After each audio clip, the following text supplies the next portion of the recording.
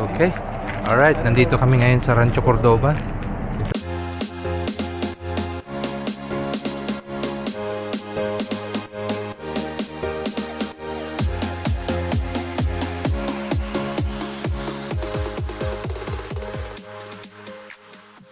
Another place for the training.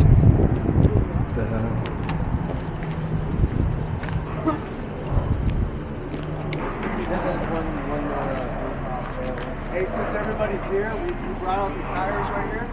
Before we get started, we actually got to lift them up and like carry them around. Just a warm up, and then we'll get inside and show you guys around.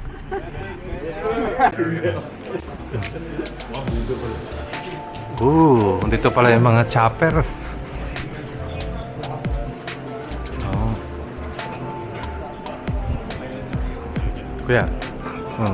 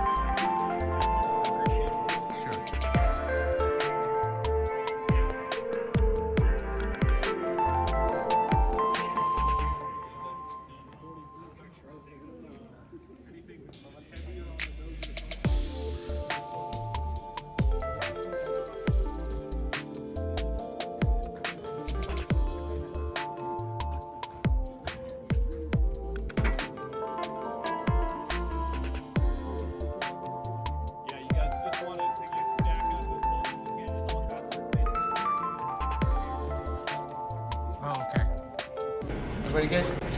All right. So just to introduce you guys to who the class are.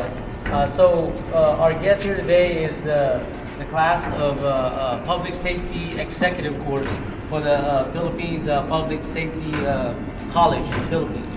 So everybody here in this rank are pretty much the executive level, lieutenant colonels, etc. for the PNP, for the Philippine National Police.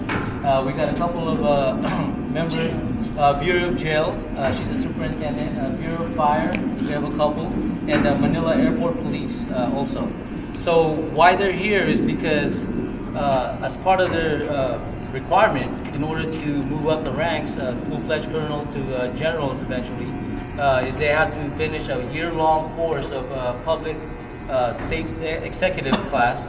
And 1 week out of that class, if they're able to leave the country, which they always try to do, they leave and try to learn from other entities and hopefully bring back whatever they learn. I'm Jack Noble. I work with Captain Dave Bekwar, and again, I welcome you.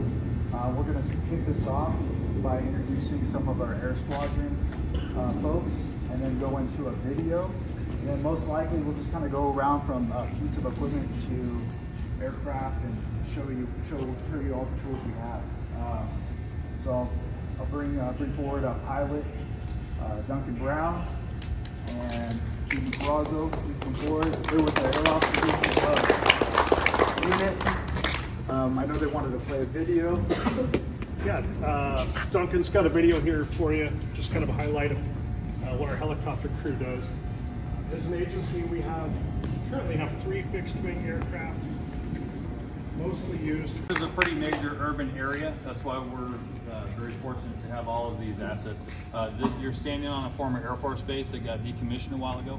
You guys are probably familiar with B-52 aircraft. This is where they did the maintenance. This is the wingspan of one of the B-52s. We have all our stuff jammed in here. They stole one of our bait cars, so we knew exactly where it was. They were over breaking into other cars. So what we do with the helicopter, we can see people from 8 miles away with our camera. We go somewhere else where we have the angle and they don't even know we're looking at them. Is that daytime? That's nighttime. Yeah, but the heat is heat, right? So you can use the same camera in daytime. Lessons in this thing. This guy just gives up right here. So he just ran like stink for 50 minutes and then he just pulls over, right? In our experience, that means about 2 blocks ago, he threw a gun out the window, right? You get rid of what you have to, and then you distance yourself from it, and you pull over and go, hey, what's going on, officer? And we had him checked. There was gas in the car. It was operative. There was no reason other than he probably discarded something prior. So we'll come back. We'll put the video on the big screen, and we'll look and see where it got discarded. And we have pretty good luck because it's usually a hot item going out the window. Get down. Get down. Yeah. Just finishing up with the pilot.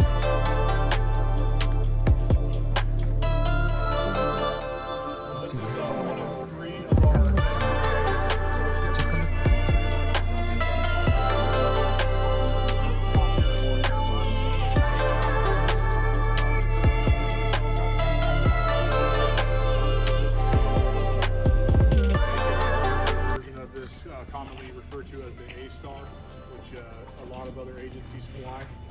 So we've had these aircraft since 2000. This particular aircraft is the newest of the 3. It is a 2005, which we got in around 2006 after we had a fatal crash in 2005 that we lost a pilot and observer in that crash here. But a very capable ship. It is significantly quieter than a normal helicopter with a traditional tail rotor. If you look at the tail of the helicopter, a colored image over an IR image as well, which is helpful in some aspects of what we do. Also, the spotlight, which you talked about earlier, is mounted on the side. We also have a PA, public address system. That is an LRAD. That is extremely useful for making announcements to the ground, also communicating with people on the ground or talking to officers that we may or may not have radio communications with at the time. We're able to, with the technology. Ano to? Hammer ito. Bot members, Jacob Guerrero, Darren Phillips, Ken Becker, and Ben Gill. They're going to show you some of our equipment here in front, our Bearcat, and then the Rook over here. So they're going to just do a little tour of everything, and after that, Andrew Swift, I thought I saw him. He's going to show some of our drone capabilities, and then after that, we'll be able to take pictures and walk around, answer any of your questions, okay? Yes. All right. Heavy personal protective gear. It's your standard level 3A helmet. It'll stop. It's pistol rated. It's not a rifle rated helmet. Night vision, dual tube night vision goggles. This is what some hearing protection. Also lets us plug into our radio system so we can communicate to the bosses and to the rest of the guys on the team. This is our hard armor. It's a level 4 protection, so it's got the hard rifle plates in front with the soft body armor behind it. It is rifle rated. It's a multi-hit rifle rated capable, at least front and back. The shoulders and the sides, it's still pistol rated.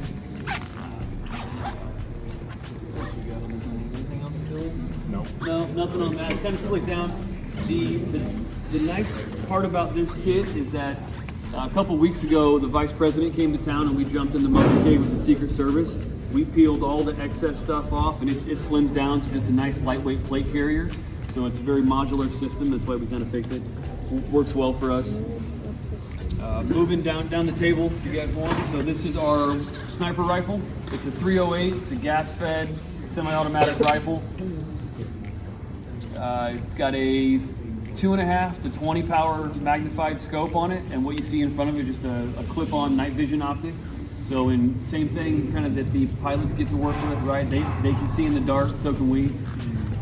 We've got an infrared and visible laser on here, so if we needed to, if we're moving around and we wanted to put a laser on something, we have the ability to run a laser. And then all of our weapons, we run them with suppressors on them for 2 reasons. 1, it helps with our hearing loss. And 2, that way, if we ever get into a shooting, we know if it's a suppressed round or it's much quieter, it was probably a good guy shooting. Smaller scale, and we can't chase cars quite yet. So these are just a few examples of some of the drones we have. So from the largest here is they're all DJI, if you're familiar with a DJI. Yep. So this is the Matrice 300. So this is our largest drone. It can carry multiple payloads. So we have a camera here that has a laser rangefinder. It has the same thermal capabilities as the helicopter. It can reach out and you can read a license plate from almost a quarter-mile away. You can see and detect things from about 3/4 of a mile away. And then this spotlight right here that's on it is very, very bright. So if it's a very dark area and we need to make it look like it's daytime, we can use that to light up the area. It also has a drop system, so we can attach things to it. It can carry up to 15 pounds total, and then we can remote release the item. So if we need to take rescue stuff to somebody or materials to a team that's in a remote area, we can do that.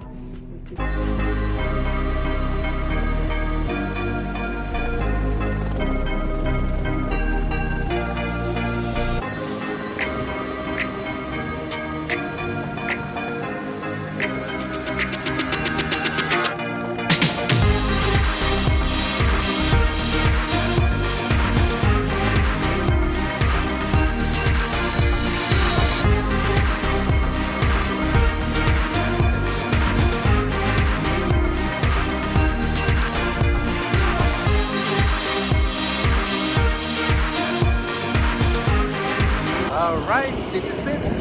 Thank you so much for watching. And we are here at the County Sheriff Department dito sa may Materfield. So again, maraming salamat po sa inyong panunod sa aking YouTube channel. And hopefully nag-enjoy kayo. At kung nag-enjoy po kayo at masayang po kayong manood sa aking channel, so paki-share na lang po at paki-like and subscribe na rin po. Ayan, maraming salamat po and see you again next time. Bye bye you. God bless.